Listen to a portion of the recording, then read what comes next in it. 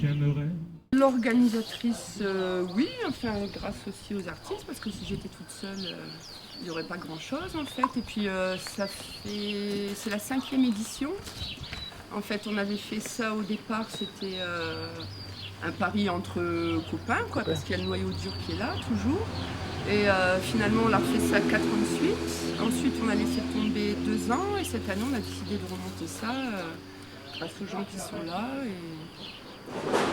Donc c'est vrai qu'au niveau organisation, il y a pas mal de travail, mais bon, il y a eu des coups de main.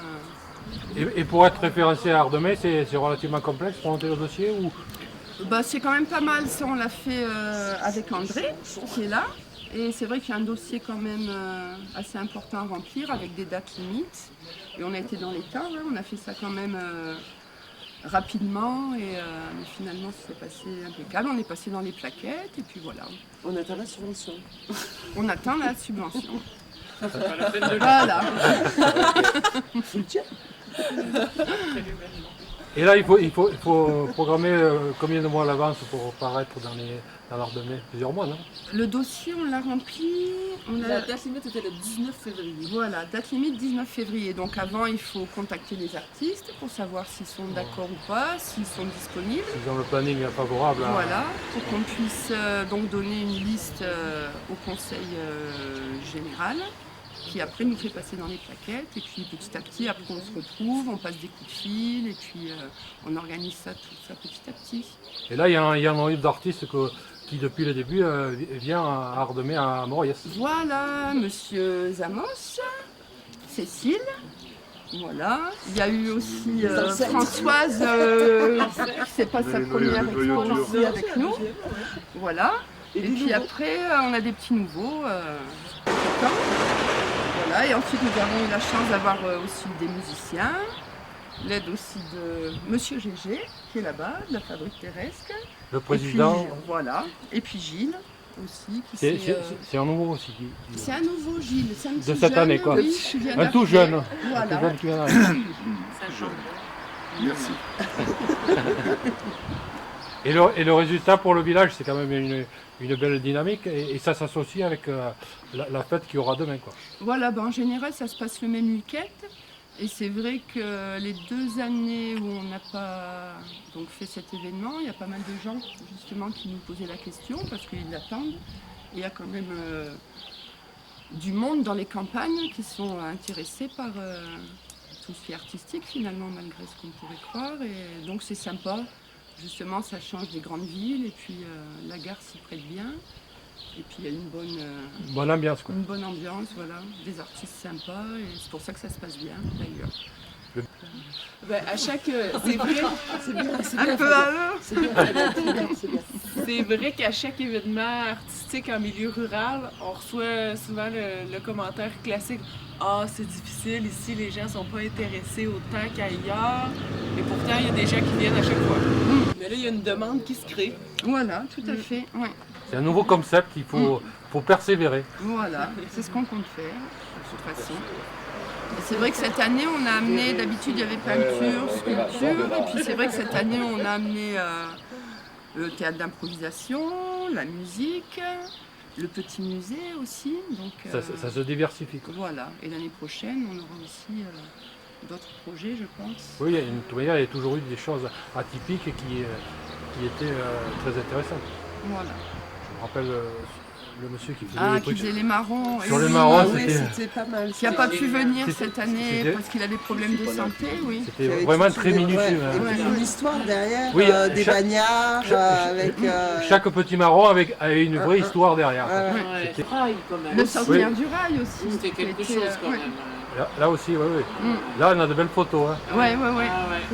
Là, c'était vraiment une grande année. Hein. On a bien rigolé. Par le 20 ans, puis le moins de 20 ans. Puis là, ça avait marqué le territoire parce que les rails, les trophées ont parcouru le territoire. Bien sûr. Il y a plein d'autres animations qui ont eu la participation de tous ces trophées. Et c'est des rails qui venaient de devant la gare. Oui. C'était vraiment des rails de la gare de Il y a eu Moriès. plein de répercussions avec les anciens des villages alentours et tout, ils étaient chauds bouillants, ça leur a vachement plu. Pour l'art de mai. Gilles Grazilly, 16 mai 1953. Oh, la même année que moi. Moi, je suis plutôt dans le théâtre de rue et théâtre classique, et donc créateur plutôt de décors, et puis tout ce qui va avec scénographie. Et puis j'ai toujours bricolé, bidouillé, la peinture, la sculpture, des choses comme ça, très diverses. Et là, je me suis focalisé sur les baigneurs, les poupons. Donc je m'amuse à les torturer, à les bricoler un petit peu, puis la ferraille en général. En fait, le recyclage du déchet aussi. Et là, vous racontez une histoire dans votre petite... Alors, le petit musée, c'est un truc qui est un peu compliqué, je ne veux pas monopoliser. C'est des histoires liées à des histoires criminelles que je raconte par rapport à un objet qui a existé ou que j'ai créé en fonction de l'histoire. Donc il y a une quarantaine d'histoires avec des objets qui sont le moteur un petit peu de cette histoire. Alors c'est des histoires sanglantes, mais humoristiques, j'espère. C'est-à-dire, on ne va pas partir en pleurant en sortant, quoi. Non, mais... ça raconte des histoires un peu tragiques, mais avec de l'humour. Ça fait appel un petit peu à un humour un peu noir, certes, hein, et ça se comprend toujours avec un premier, deuxième degré, troisième degré, quoi. Hein, il faut y venir pour... faut venir voir pour apprécier le spectacle. Ouais. Et pour s'inspirer. Oui, éventuellement, ouais. S'il y en a un projet. Ouais, d'ailleurs ce soir, Et vous participez à d'autres tournées, d'autres Ouais, spectacles? moi donc j'habite à Estoublon et on fait beaucoup d'activités théâtrales sur la vallée d'Estoublon, la vallée de l'As en général. On fait un festival, on a une troupe de théâtre aussi qui s'appelle Le Poil de la Bête. Et nous jouons un peu partout, dans le 04 et un peu plus loin aussi, même assez loin. Merci. Moi c'est Sésame, ça fait, je sais pas, 3 fois que je viens. Non, tu es là depuis le début. Je suis là depuis le début, je fais partie du noyau dur. Voilà. En fait mon travail c'est dans la récup. Tout ce que je peux coudre, en fait, je le récupère et je le couds. J'essaye de mettre un petit peu les matériaux en valeur, en avant. C'est ma démarche. Vous associez les matériaux ou bien c'est tout le même? Je suis pas mal en ce moment dans ce qui est bouteilles plastiques, sacs de café. Et quand on voit... c'est coloré, ça brille, c'est un peu juju. Ouais, ça nous permet de voir que les choses qu'on jette, ça peut avoir un effet artistique et coloré sympathique. Ouais, c'est un autre regard et puis c'est aussi une manière de travailler différemment. Enfin pour moi c'est une recherche, quoi. Chaque matériau, il faut que je l'étudie. Réfléchis comment on va là. Dessus, je trouve à l'associer, c'est ce qui est sympa, quoi. Et c'est long pour la création ou ça dépend des fois Ouais. pour trouver l'idée, quoi, je veux dire. Bah, les idées, j'ai l'impression que c'est un petit peu un exercice qu'on pratique tous les jours, donc au bout d'un moment, ça se fait, quoi. Mais après, il y a un temps de recherche quand même, et puis moi, la réalisation, comme c'est cousu. Oui, c'est quand même assez long pour avoir la création. Ouais. C'est toujours cousu, quoi. Toujours cousu. C'est du fil spécial, quoi. Je suis dans le Bolduc et puis fil gras, fil huilé. Bolduc. Là, les créations, c'est que du plastique ou il y a d'autres matériaux? Plastique, il y a du plastique, caoutchouc, chambre à air, Toile de jute. Oui, c'est varié quand même. Ouais. Chaque année, j'essaye un petit peu de changer, de trouver d'autres matériaux. Et vous êtes sur quel secteur? Moi, je suis sur Digne. Et vous avez des expositions là, en cours ou... J'en ai bientôt en septembre à Fort-Calquier. Autrement, j'expose pas beaucoup. Bon, il faut venir à Digne. Ouais. Et tu fais des ateliers aussi Je fais un peu des ateliers. à l'hôpital. Démonstration? Non, moi je travaille pour la mairie de Digne. Je fais des ateliers avec les enfants des écoles. Et à côté, je travaille aussi avec l'hôpital de Digne. Avec les gens, avec l'hôpital psy. D'accord. 3-4 ans que... Alors moi j'étais plutôt dans la logistique. Les repas pour les artistes. Et cette année, donc, avec le groupe des Improductibles, donc on a fait une petite intervention d'improvisation théâtrale lors de l'inauguration. Oui. Voilà, donc c'est les impros on est sur le Beauvaisis, donc il y a une quinzaine de personnes et on joue régulièrement sur le territoire lors de spectacles. Avec des repas ou sans repas d'ailleurs. Hier on a joué à Los, voilà, et on a voulu être présent pour animer un peu cette manifestation. Et là c'est que de l'impro, c'est les gens qui tirent au sort des... Voilà, c'est vraiment de l'improvisation, c'est-à-dire on tire un sujet, on n'est pas au courant et dans la seconde qui suit, il faut improviser sur le thème. Donc là il y a eu beaucoup de sujets autour des titres de chansons de Léo Ferré, parce que c'est quand même les 100 ans de Léo. Et donc voilà, on était 7 ou 8 ce matin à essayer de faire des improvisations sur les chansons de Léo Ferré. De mettre les idées sur le petit texte, ce qui voilà. n'est pas toujours... c'est pas forcément évident, parce que c'est vrai qu'on n'a pas de préparation, il faut y aller de suite et voilà. Oui, il faut avoir l'idée et que tout le monde se coordonne, ce qui est relativement complexe, quoi. Sans se parler, enfin normalement c'est du tac au tac, l'écoute de l'autre, les propositions... Donc voilà, où on s'exerce sur des exercices précis.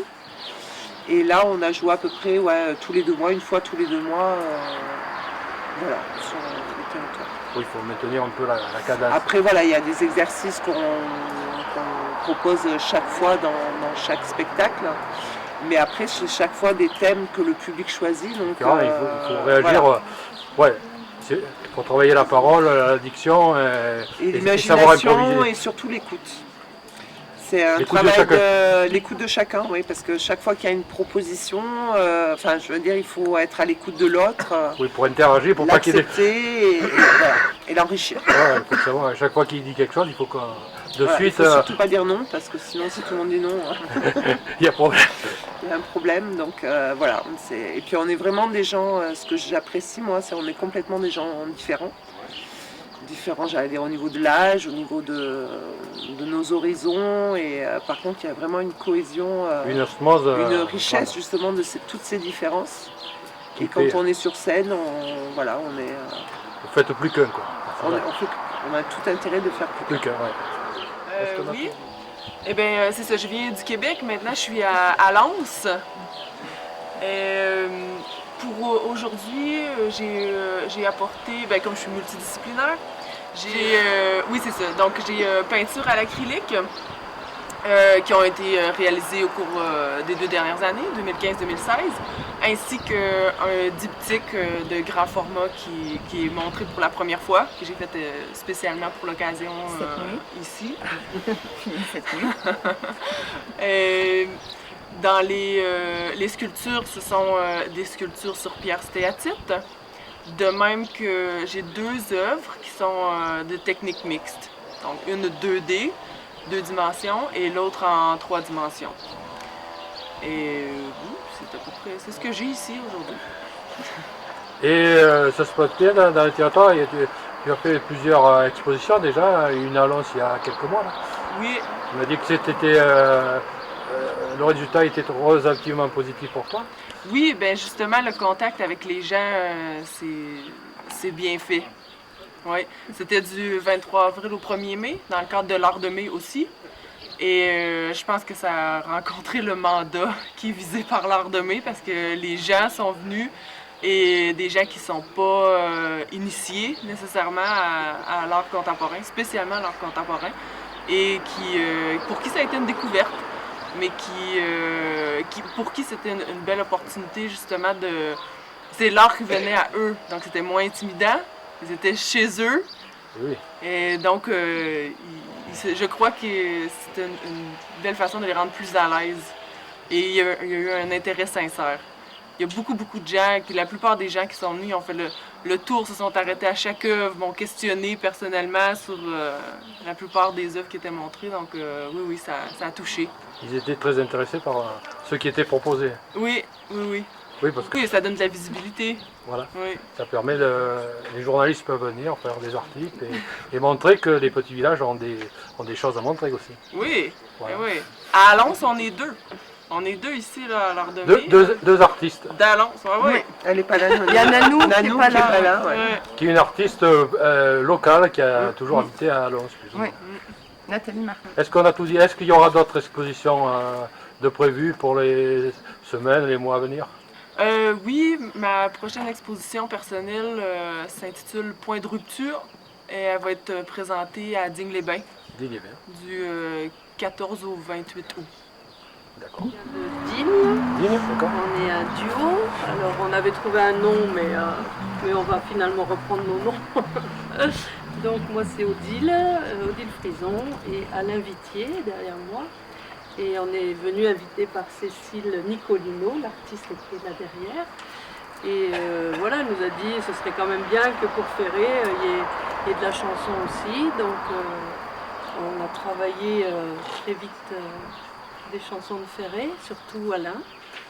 Voilà, quelques chansons. Et puis on fait un peu de Barbara aussi, mais sinon on chante plutôt mon répertoire. 2 chansons, voilà.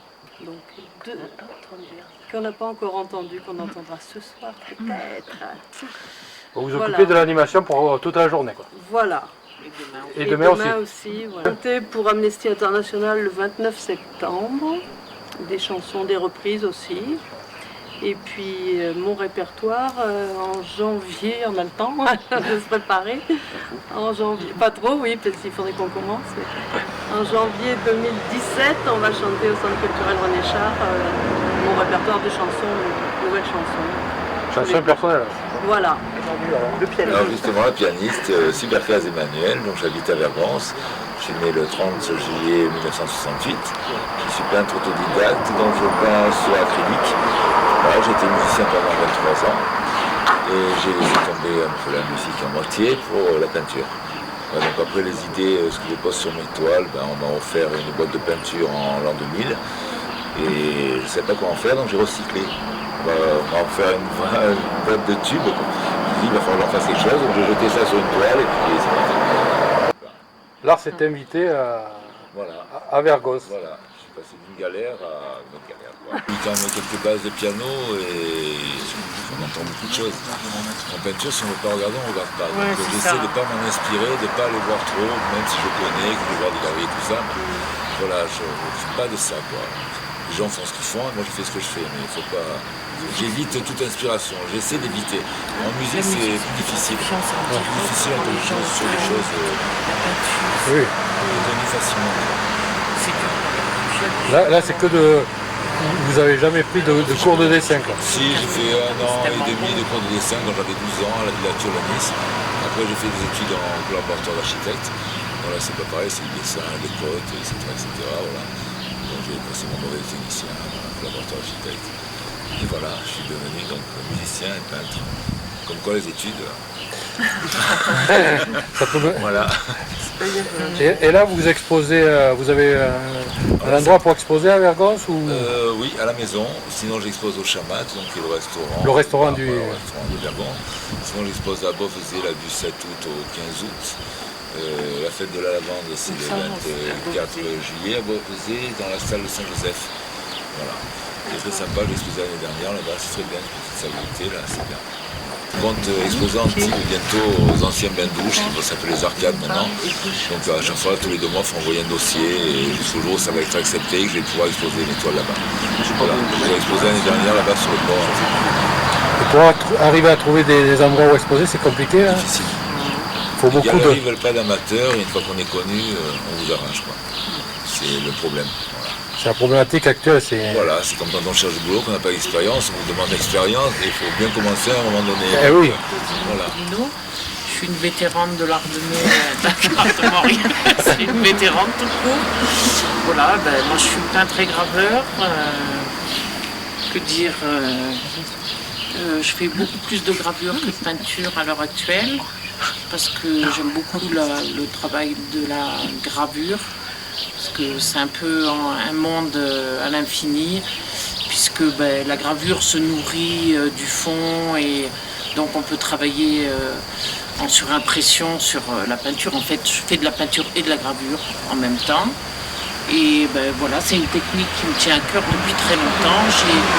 J'ai j'ai essayé un peu toutes les techniques de la gravure.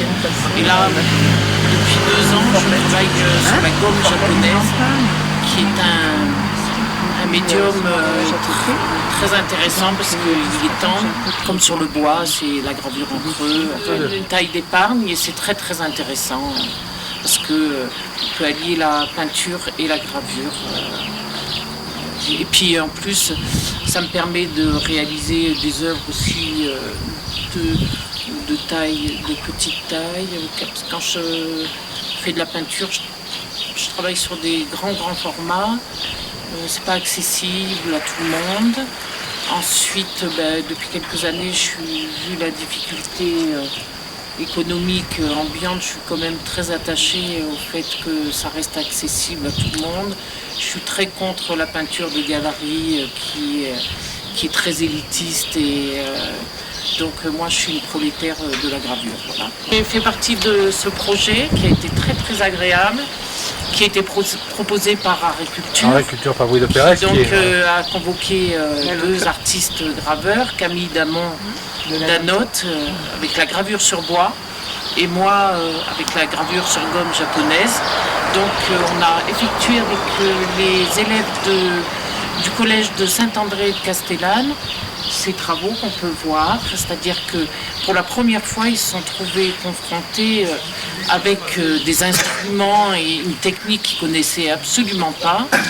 Et ils ont très vite compris ce qu'était le mystère de la gravure, c'est-à-dire cette image inversée, ce creux la gouge, l'intérêt de cette technique. Ça a été une rencontre extraordinaire. Et après, avec plein de bénévoles, on a effectué donc ces tirages sur tissu qu'on a cousu, assemblés. Et après, on a remis les matrices aux élèves des collèges de Castellane et de Saint-André. Donc ils ont eu cette rencontre avec la gravure et pour eux on peut dire que ça a été vraiment une rencontre et un choc. Ça les a hyper intéressés. Que c'est vachement intéressant d'apporter une technique. Après ce qu'on fait libre à chacun de le faire évoluer. Et d'ailleurs c'est on a vu beaucoup de différences entre des enfants qui ont été, des élèves qui ont été forcés entre guillemets, puisque il y avait des classes qui étaient désignées, et ceux qui ont choisi à Castellane. Voilà, à Saint-André, il y avait les 2 classes de 5e obligatoires, et à Castellane, c'était sur choix des élèves de 5e.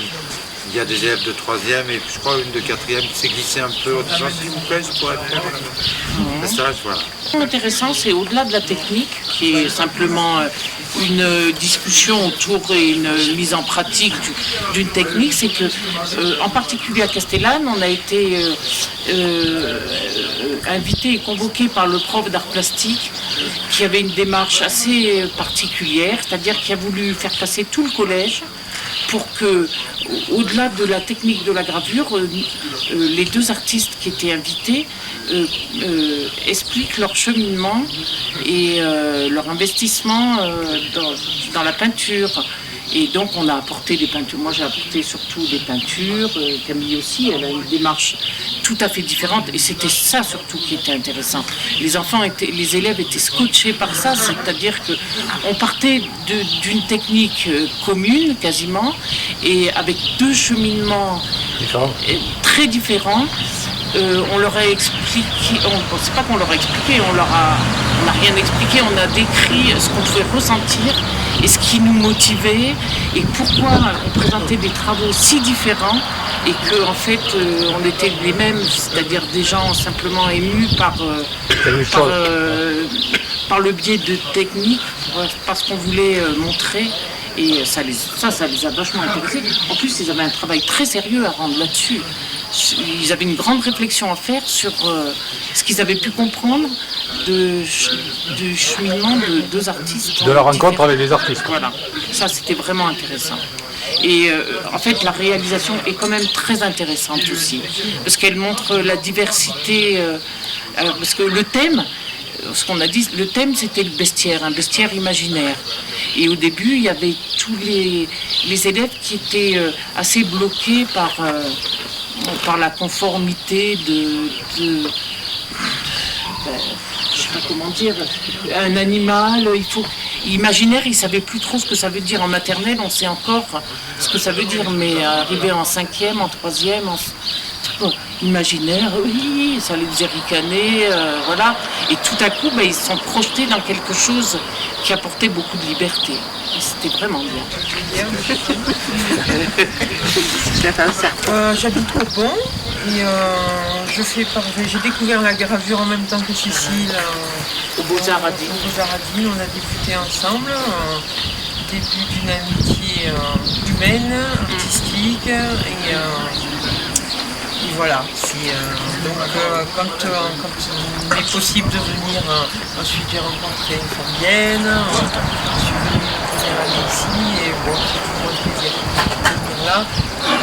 Là j'ai exposé que de la céramique raku parce que je suis tombée comme ça tout simplement.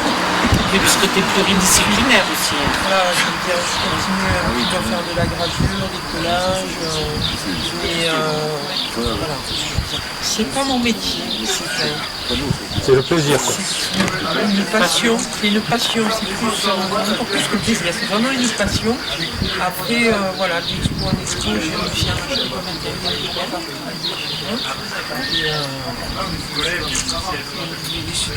voilà, je ne mets pas la pression pour une expo ou pas une expo.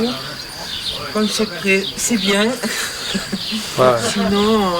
Sinon pareil, moi je veux dire, j'ai des expériences de découverte de gravure avec des écoles, avec Centre Aéré. C'est fabuleux ce que les enfants peuvent nous renvoyer. Sur cette technique-là, oui. C'est relativement ludique. C'est autre que ludique, c'est que, je veux dire, on vit quand même dans un temps où on connaît tout de suite. Et la gravure, ça reste encore un domaine un petit peu particulier. Et puis bon, je veux dire, c'est un univers tellement vaste qu'il y a tellement de techniques différentes, il ne faut pas croire que c'est si simple que ça. Je veux dire, quand on fait le tour de toutes les techniques, tous les apprentissages qu'il y a derrière, et puis des petites innovations, des petits côtés alchimiques qu'on peut se faire sur les plaques avec les acides et machin trucs. Il y a vraiment un côté créatif. C'est autre que ludique. Ça peut être ludique. C'est vrai qu'il faut l'amener de manière ludique. Pas oublier que la gravure, c'est quand même, c'est la gravure, c'est la gravure dans les grottes, de la photographie déjà, et puis de tout. En même temps, ça a été avant l'écriture, avant tout, c'était la façon de représenter. Bon, quand on voit les gravures rupestres, les gravures, c'est ça la gravure aussi. C'est l'empreinte de l'homme dans l'histoire sans être dans l'histoire de l'humanité, la gravure, c'est une main sur un mur, c'est différentes choses et ça a amené l'écriture avant Gutenberg. Il y avait des gens qui gravaient, sur les murs, qui gravaient par terre, qui gravaient partout. La gravure, c'est quelque chose c'est lié à la terre et à l'histoire, vraiment. Et nous, ça grave, pardon, c'était le mot fait du jour. Oui, c'est grave. Donc voilà. Merci. Voilà. Gérard, tu veux dire un mot? Moi, Gérard d'Agriculture, j'allais dire un mot sur cette fameuse banderole à l'issue des stages qu'on a organisés dans les collèges, mais Cécile a tout dit, donc je vais économiser ma salive et vous souhaiter un bon après-midi. Merci. Merci.